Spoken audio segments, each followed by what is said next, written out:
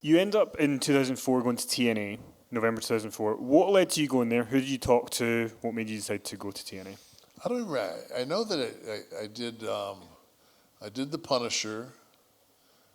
Cut my hair for the Punisher, and that hair versus hair match with Jericho, and then You did the Elimination Chamber. Yeah, match. I did the Elimination Chamber in Phoenix.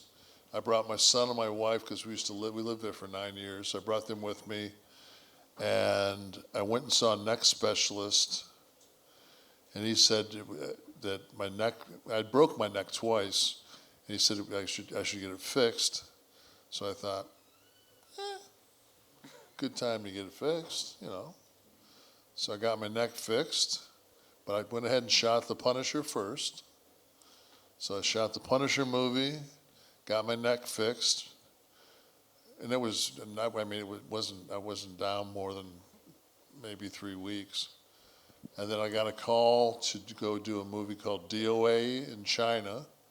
That shot for 100 days. I came back from that, started The Longest Yard. Yeah, and that was over 100 days. So basically I did 3 films, plus Grandma's Boy. I did 4 films in less than a year. And I thought, well, maybe I'll just do this. And then they offered us $30,000 per taping to go to TNA, and it was 67-mile drive from my house. And I was just like, so, but the pay-per-view is separate. And they went, yeah, so we got $30,000 for the 2 TVs, $30,000 for the other 2 TVs, and then $30,000 for the pay-per-view.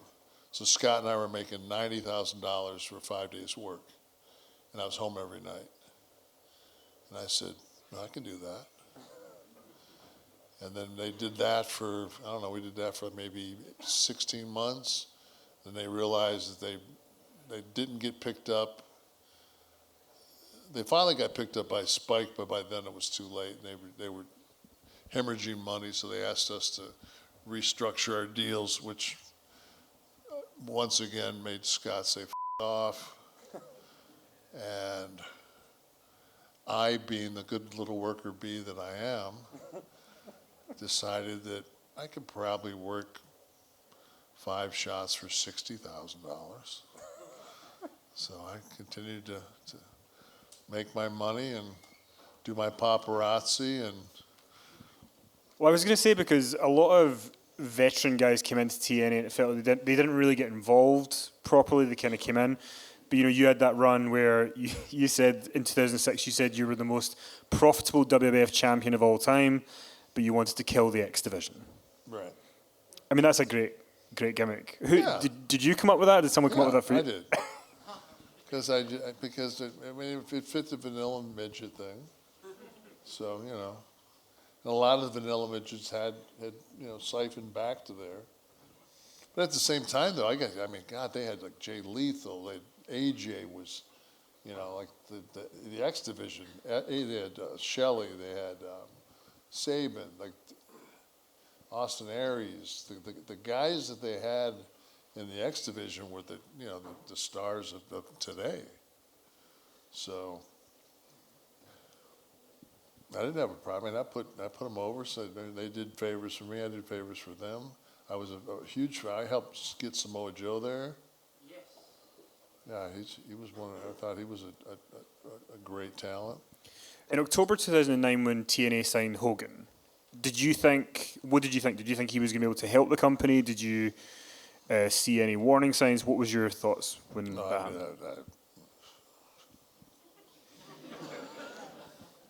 happened? I remember the first thing, we had a meeting. It was like kind of higher ups. There's probably 16 of us. The first thing he says is, "Brother, you got to get rid of that 6-sided ring." I'm thinking, that's the only thing that makes it different, Like, ugh, like he still don't get it. Sorry, Terry. I mean, he also... And you did vote for Trump. He also brought in the Nasty Boys in 2010. Oh, God. That's like bringing in the Nasty Boys is the equivalent of saying, hey, man, listen, I'm going to drive across country tomorrow. Do you mind if I pack some hemorrhoids up your ass? God.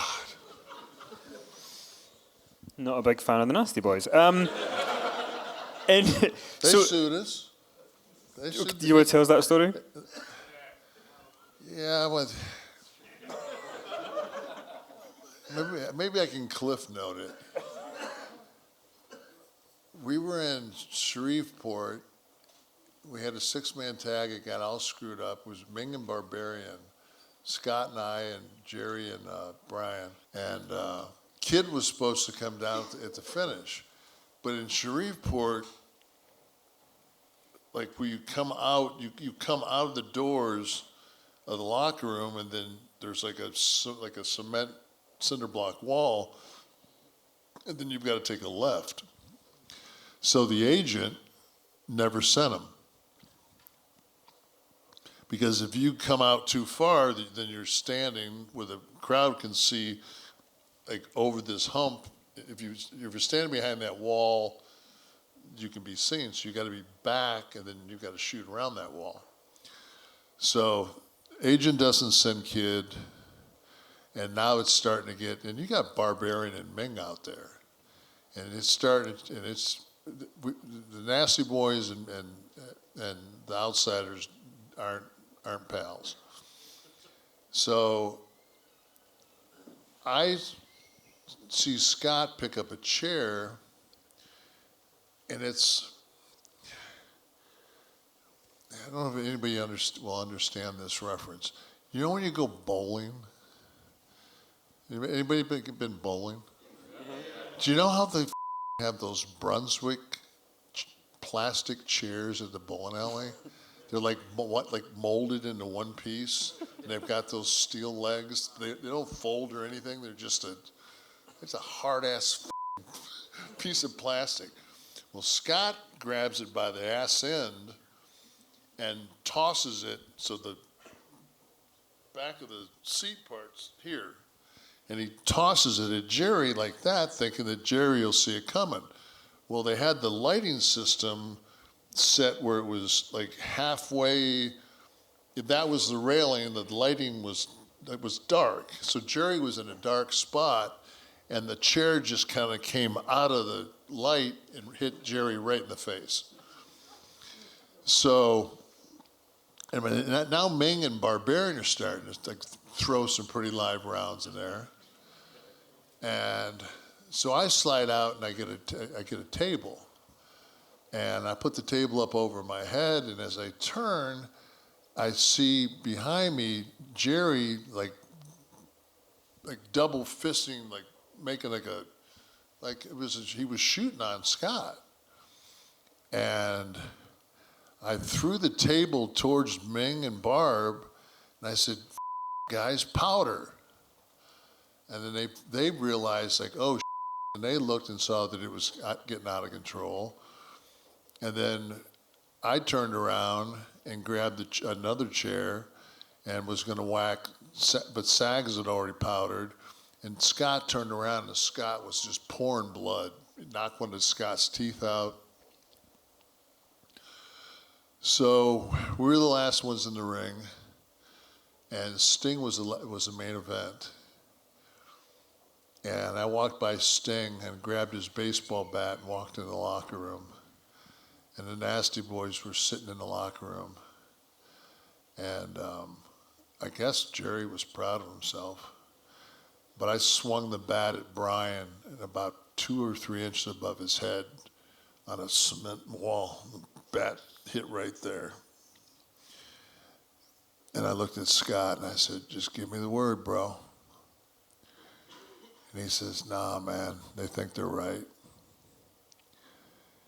And we just turned and we walked out. I handed the bat back to Steve, and we went to our locker room. And Scott flew home to go get some dental surgery done. And the next day, I waited out back in Alexandria, Louisiana for Jerry, and they brought Duggan with them. Duggan had that 2x4.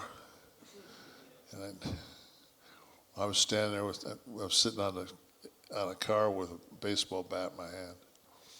It wasn't the one that Sting had. I went and bought one. And I said, "You boys want to go?" And I looked at Duggan like, Jim looked at him like, "I ain't got nothing to do with this." Like, I already saw that some bitch swing a couple inches above your head. Like, he's a little bit of a loose cannon. So, you know, they didn't come in the arena. They didn't come in. Eventually I went in. We weren't working with them or anything like that. And then we got to Nitro that Monday, and Eric had already heard about it. And I pulled Eric aside, and I said, "This ain't going to work. Somebody's got to go. You need to make a decision."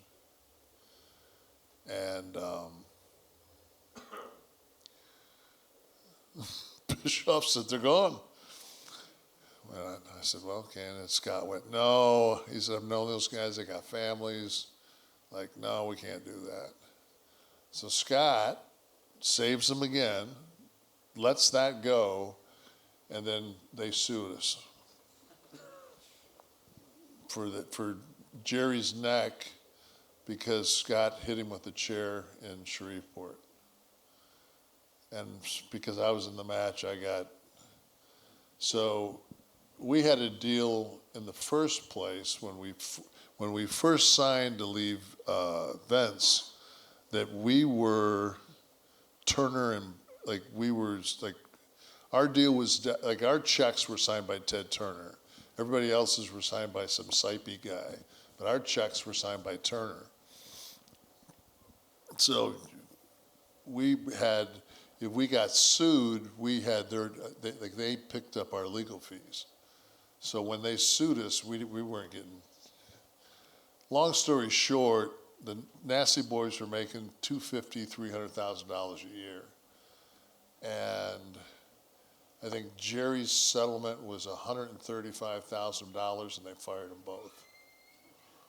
So that turned out well for them. And then once they got the settlement, we went to mediation, and me and Scott were flipping them off and "F you." And when they got their settlement, they said that their lawyer said, "We'll settle for this under the clarification that Nash and Hall will not make it known that what the settlement is." And we're like, "Oh, so you want us not to tell anybody that these guys got basically a third of what they were making and lost their job by suing us?" I said, "F that. Like, no way." I said, "I'm going to call Meltzer as soon as we get out of here."